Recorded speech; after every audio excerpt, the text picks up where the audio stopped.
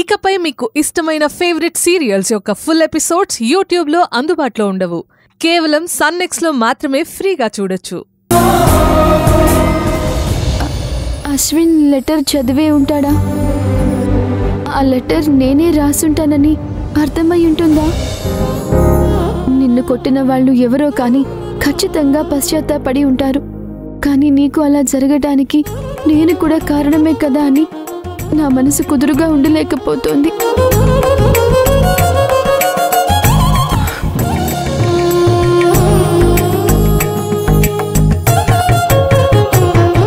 అంటే ఆ సుందరుణ్ణి నేనే అని తనకి తెలిసిపోయిందా? అందుకే తనకు పంపించినట్టే ఈ పార్సిల్ నాకు పంపించిందా? చూద్దాం ఇంకా ఏం రాసిందో. అశ్విన్, నీతో ఉంటూ నిన్ను జాగ్రత్తగా చూసుకోవాలని ఉంది. కానీ పరిస్థితులు నాకు అనుకూలంగా లేవు. నేను పంపించిన ఆ నూనె నీకు తగిలిన దెబ్బలకు రాస్తే వెంటనే తగ్గిపోతాయి.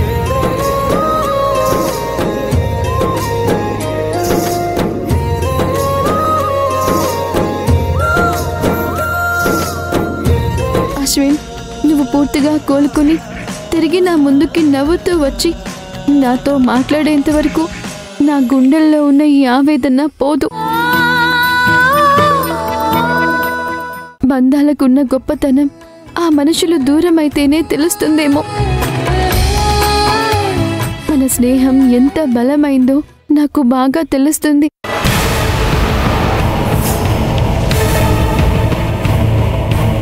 ఏంటి స్నేహమా? ఆనంది, మనం ఆ స్టేజ్ ఎప్పుడో దాటేశాం. ఇప్పుడు మన మనసులో ఉంది స్నేహం కాదు, అంతకు మించిన అద్భుతమైన ప్రేమ. ఒకవేళ అశ్విన్ ఇంకా ఆ లెటర్ చదవలేదా? అయితే తనిప్పుడు బయటికి రాడా? నా కోసం నువ్వు, నీకోసం నేను ఆరాటపడుతున్నాం కదా, దాన్ని స్నేహం అనరు, ప్రేమ అంటారు. ఆ ప్రేమలో ఉంటేనే ఈ పెయిన్ ఉంటుంది. నువ్వు త్వరగా కోలుకోవాలి, త్వరగా నా దగ్గరికి రావాలి. నిన్ను నేను క్షమించమని అడగాలి, నీతో చాలా మాట్లాడాలి. త్వరగా రా అశ్విన్, నీకోసం ఎదురు చూస్తూ ఉంటాను. ఆ రోజు హాస్పిటల్లో మా అమ్మ నిన్ను చాలా మాట్లాడిందని నాకు తెలుసు. నువ్వు ఎంత బాధపడుంటావో నేను అర్థం చేసుకోగలను. నువ్వు కాదు, నేను నిన్ను క్షమించమని అడగాలి. దానికోసమైనా నేను త్వరగా కోలుకుని నీ దగ్గరికి రావాలి. ఇప్పుడు నువ్వు రాసిన ఈ లెటర్లోని మాటలన్నీ నువ్వే స్వయంగా నా ముందుకొచ్చి నా కళ్ళలోకి కళ్ళు పెట్టి చూస్తూ నాతో చెప్పాలి. నువ్వు అలా చెప్తూ ఉంటే ప్రేమగా నిన్నే చూస్తూ నన్ను నేను మర్చిపోవాలని ఆశగా ఉంది. ఆ క్షణం కోసం ఎంతో ఎదురు చూస్తున్నాను ఆనంది.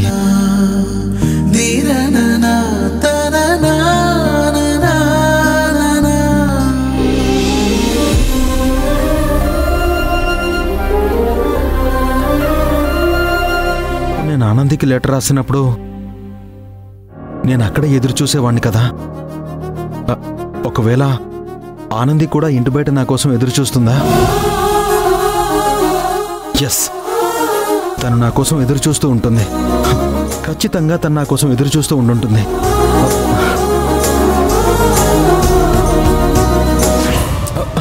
కళ్ళు కనిపించట్లేదా? చూసుకుని వెళ్ళు.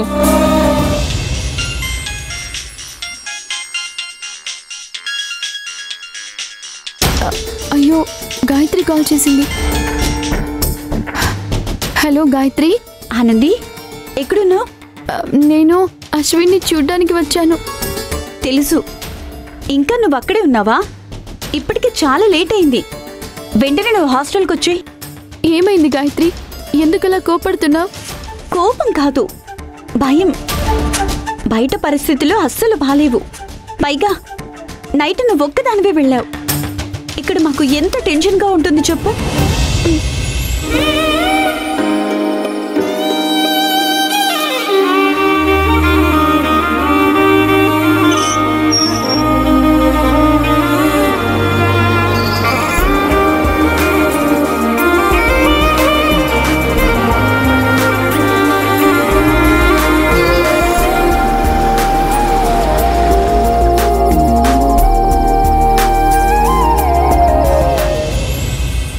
తర్వాత చూడొచ్చు. నువ్వు వెంటనే వచ్చి.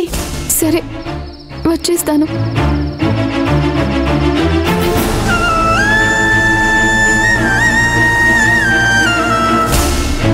ఆనంది వచ్చి వెళ్ళిపోయినట్టుంది. ఏయ్, అశ్విన్ ఏడే రూమ్లో లేడు? వాడు రూమ్ లో ఎందుకుంటాడు? ఇప్పుడే నన్ను గుద్దుకుంటూ బయటికి పోయాడు. ఏంటి బయటికా? అసలే వాడికి ఆరోగ్యం బాలేదు.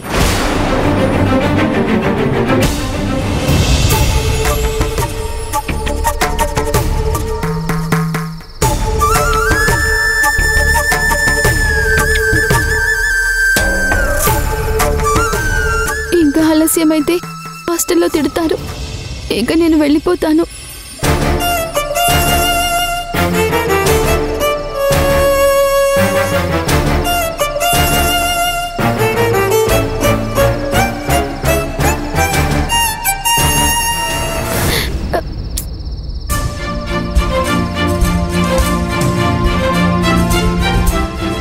ఏంటి సుందరి, నువ్వు కూడా ఈ టైంలో ఇలా చేస్తున్నావు?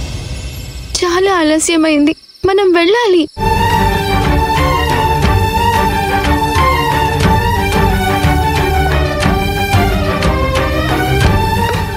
ఏ సుందరి, దెబ్బలు పడతాయి. అసలు ఏమైంది నీకు?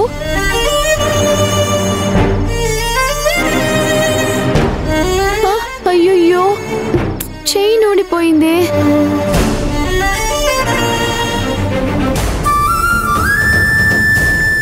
అన్నా, కొంచెం కార్తీ అన్నా. రే ఒరే అశ్విన్, ఇక్కడేం చేస్తున్నావురా? అది మురళి వచ్చినట్టు అనిపించిందమ్మా, అందుకే వెయిట్ చేస్తున్నాను. వాడు వస్తే నీకు ఫోన్ చేస్తాడులే గాని నువ్వు పద లోపలికి.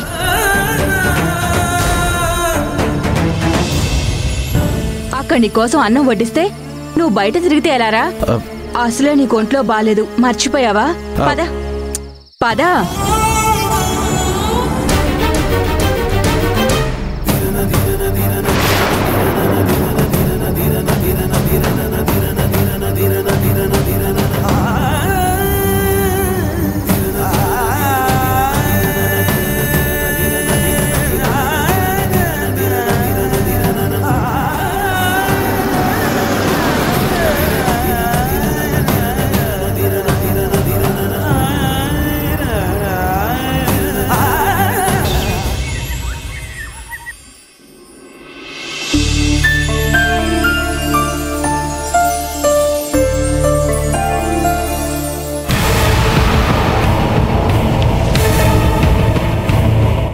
మన మధ్య ఇప్పుడు స్టార్ట్ అయిన ఈ రిలేషన్ కంటిన్యూ చేస్తే మీరు ఇంకా లోన్ కట్టాల్సిన అవసరం లేదు, నేను చూసుకుంటాను.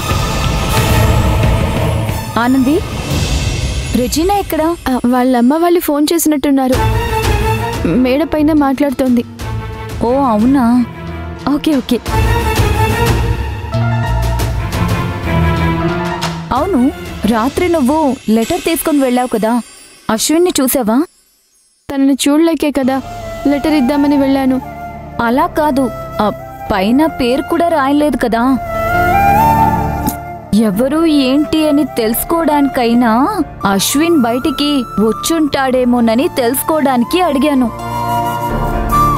ఇంతకీ తను వచ్చాడో లేదో చెప్పనే లేదు. నువ్వన్నట్టు తను బయటికి వస్తాడేమో చూసి వద్దామని నేను కూడా చాలాసేపు వాళ్ళింటి ముందే ఉన్నాను. కానీ తను రాలేదు. కానీ ఏదో ఒక బండి మాత్రం వాళ్ళ ఇంటి ముందుకి వచ్చి అక్కడే చాలాసేపు ఉంది. అది ఎప్పుడు పోతుందా అని నేను కూడా ఎదురు చూస్తూనే ఉన్నాను. ఇంతలో గాయత్రి ఫోన్ చేసి ఆలస్యమైంది, త్వరగా రా అంది. అందుకే వెనక్కి వచ్చేశాను. ఒసే పిచ్చి మోహందానా, గాయత్రి ఫోన్ చేస్తే వచ్చేస్తావా? ఇంకాసేపు అక్కడే ఉండుంటే అశ్విన్ కనిపించేవాడేమో కదా.